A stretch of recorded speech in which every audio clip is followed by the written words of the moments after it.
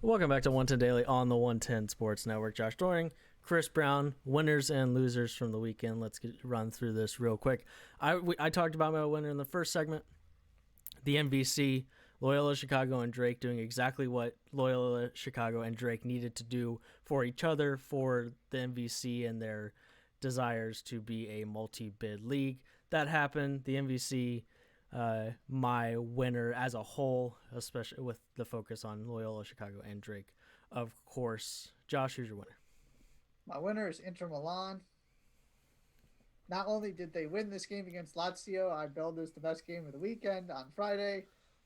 AC Milan also lost, which means Inter are now in control of Serie A heading into their derby this weekend. It's going to be fantastic, and this is the only This is all they've got. They they are going all in to win this thing. They need to win this thing, and now it is theirs to lose or win. But they are in control, therefore they are my winner. Chris, your winner. Arkansas basketball. They are not The ranked. Razorbacks. That's right. I just want to give them a little credit here. They're not ranked. They haven't been ranked all year. They played a weak non-conference schedule. That's a big part of it. But they've now won 6 of 7. They've won 6 straight SEC games. This past week was a big one for them. They beat Kentucky, who they had lost 8 straight games to previously in their 8 past matchups, by 1 at Rupp Arena. Then they knock off Mizzou at home in Columbia, or Mizzou at home in Columbia, Missouri, on the road. They take down Missouri, their first victory against a clear NCAA tournament team this season. And those are 2 wins, especially the Missouri win, that they could prove to be very big for their, well, of course it's going to prove big for their resume, but it could be a big differentiator come Selection Sunday. It's just a team it's been sort of going under the radar, I think, especially this recent stretch for them. And this was a big week for them. Obviously Missouri has some concerns. They've been shaky for a team that's ranked number 10. So part of it is them. It's not like they are firing on all cylinders all the time, but still going into Columbia and winning that game. I'm pretty sure it was relatively decisive. At least it wasn't a super close game against Missouri. That's a needle mover for me. It sort of gets my attention. It makes me look at what they've been doing recently. So some credit to Arkansas.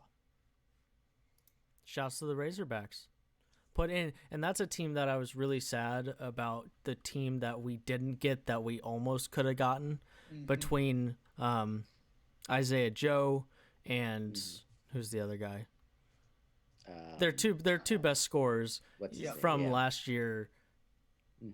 Decide, one was always going to forego his senior year. Mason Jones, right? Mason Jones, thank you. Something right, Jones, yeah. But Mason Jones, Isaiah Joe, they were both right. Those were 2 of the 5 best scorers in the SEC last year, and they lost both of them to the NBA draft. One was always going to go, and then Joe decided that he was going to go as well. And here, they're 24th right now in the net. Excuse me, yes, 24th right now in the net.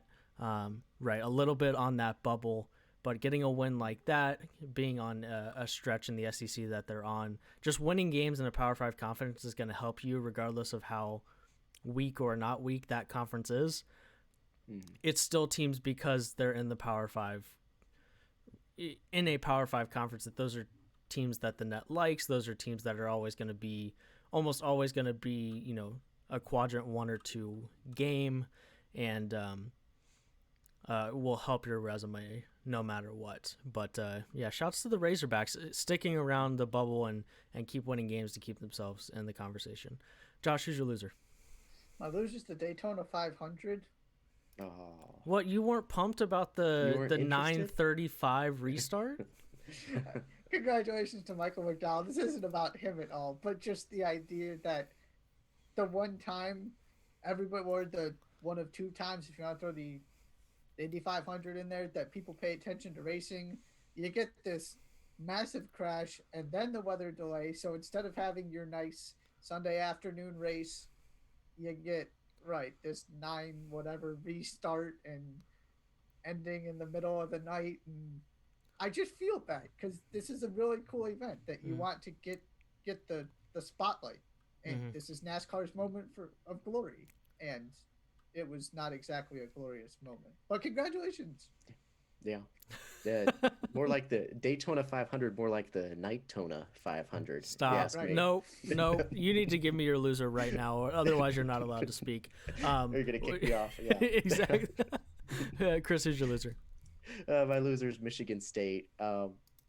They had back-to-back wins. They had a 4-game skid. They had back-to-back wins. Now it seemed like maybe, just maybe, the Spartans had gotten a little bit back on track.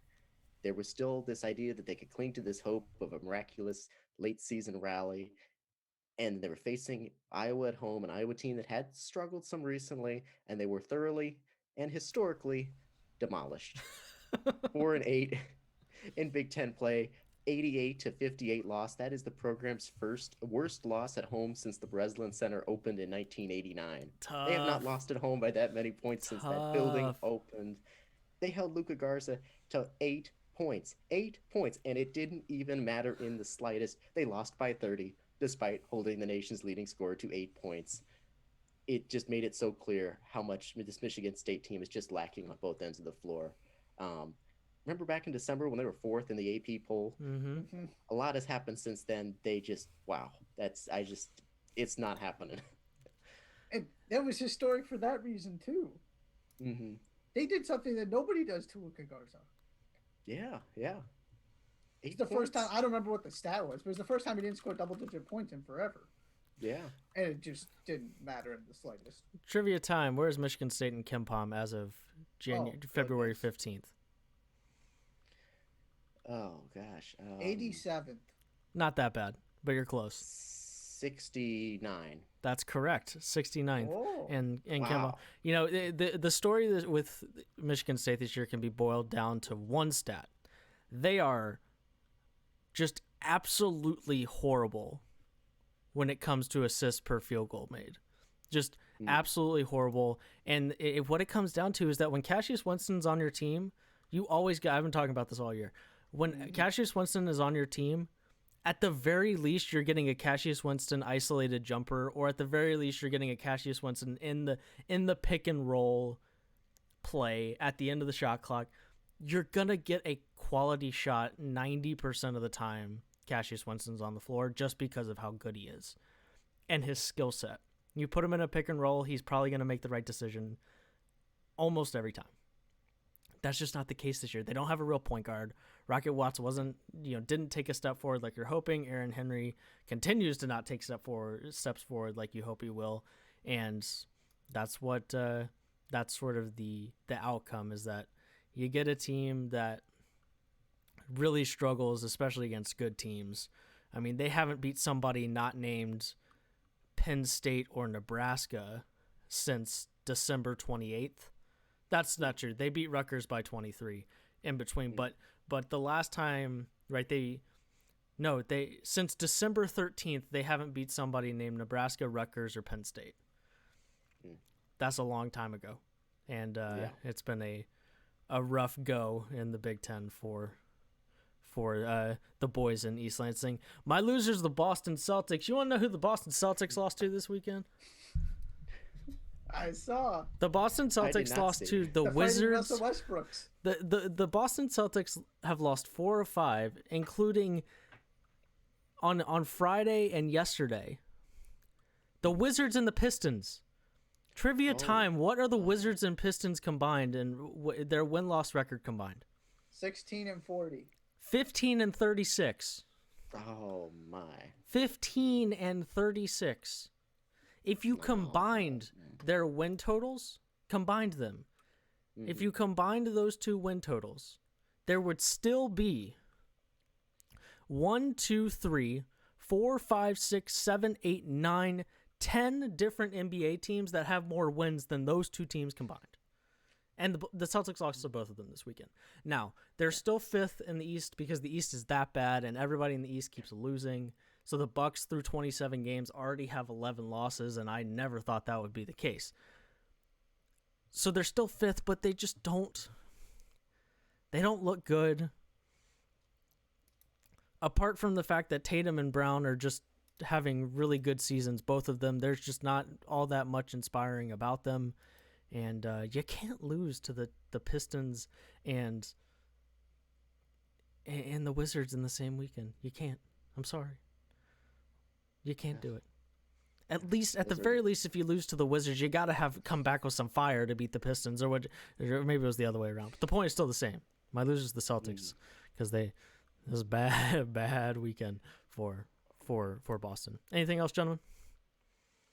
I don't think so. No?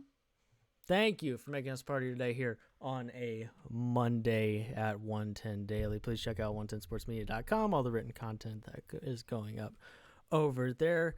Unless there's a Carson Wentz trade, unless there's something not unforeseen, unless there's something that happens in the middle of the week that we need to come and talk about, we'll be back on Friday to preview the weekend. And we will see you then. Thank you so much for joining us on a Monday morning. Take care of yourselves, take care of each other, and we will see you back here on Friday.